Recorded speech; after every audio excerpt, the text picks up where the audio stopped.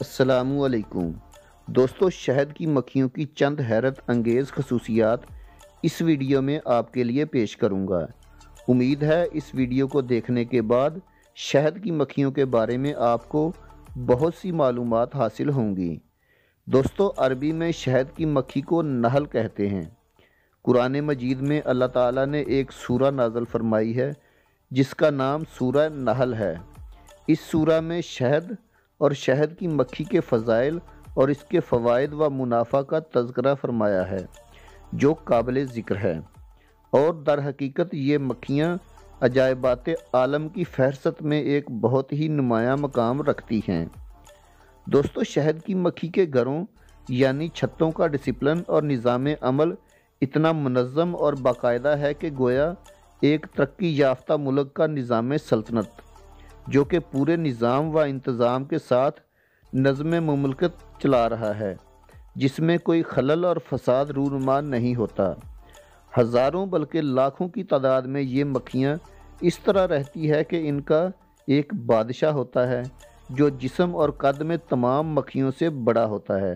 तमाम मक्खियाँ इसी की क़ियादत में सफ़र और क़याम करती हैं। इस बादशाह को यासूब कहते हैं। बाज़ लोग इसको मलका भी कहते हैं क्योंकि तहकीक के मुताबिक वो फ़ीमेल होती है। इनका यासूब इन मक्खियों के लिए तकसीम कार करता है और सबको अपनी अपनी ड्यूटी पर लगाकर काम कराता है। चुनाचा कुछ मक्खियाँ मकान बनाती हैं जो सुराखों की शक्ल में होता है। ये मक्खियाँ इन सुराखों को इतनी खूबसूरती और यकसानियत के साथ मुसद्दस यानी 6 गोशों वाली शक्ल का बनाती हैं कि गोया किसी माहर इंजीनियर ने प्रकार की मदद से इन सुराखों को बनाया हो। सब की शक्ल बिल्कुल यकसा और एक जैसी, सब की लंबाई, चौड़ाई और गहराई बिल्कुल बराबर होती है।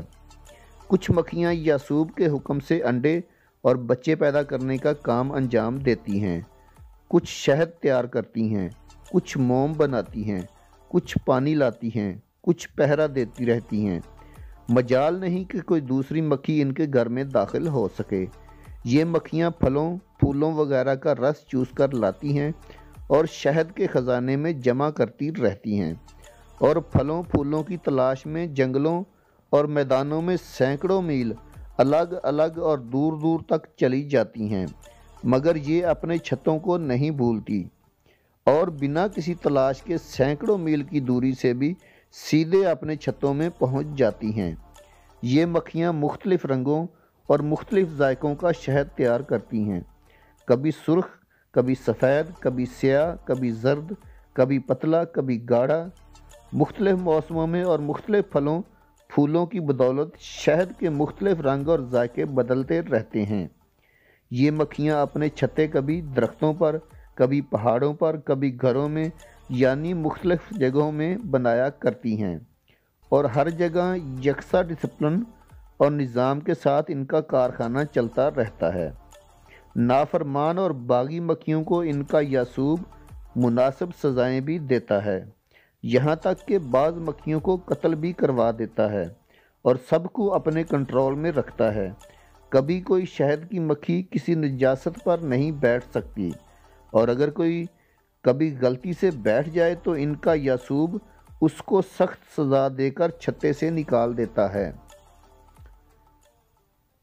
पारा नंबर 14 सूरतुल नहल आयत नंबर 68 और 69 में अल्लाह ताला का फरमान है, तर्जमा, और तुम्हारे रब ने शहद की मक्खी को इल्हाम किया कि पहाड़ों में घर बना और दरख्तों में और छतों में, फिर हर किस्म के फल में से खा और अपने रब की राहें चल कि तेरे लिए नरम व आसान है। इसके पेट से एक पीने की चीज़ रंग बिरंगी निकलती है जिसमें लोगों के लिए तंदुरुस्ती है। बेशक इसमें निशानी है ध्यान करने वालों को। दोस्तों, अल्लाह ताला ने शहद को तमाम बीमारियों के लिए शिफा फरमाया है, इसलिए बाज़ अमराज में तन्हा शहद से शिफा हासिल होती है और बाज़ अमराज में शहद के साथ दूसरी दवाओं को मिलाकर बीमारियों का इलाज किया जाता है, जैसा कि माजूनों और जवारशों और तरह तरह के शरबतों के ज़रिए बीमारियों का इलाज किया जाता है। इसी तरह सिकंजबीन में भी शहद डाला जाता है जो पेट के अमराज के लिए बेहद मुफीद है।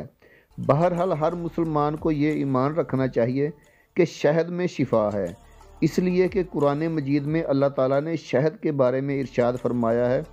पारा नंबर 14 सूरतुल नहल आयत नंबर 29, शफाउल लिन्नास, यानी इसमें लोगों के लिए शिफा है।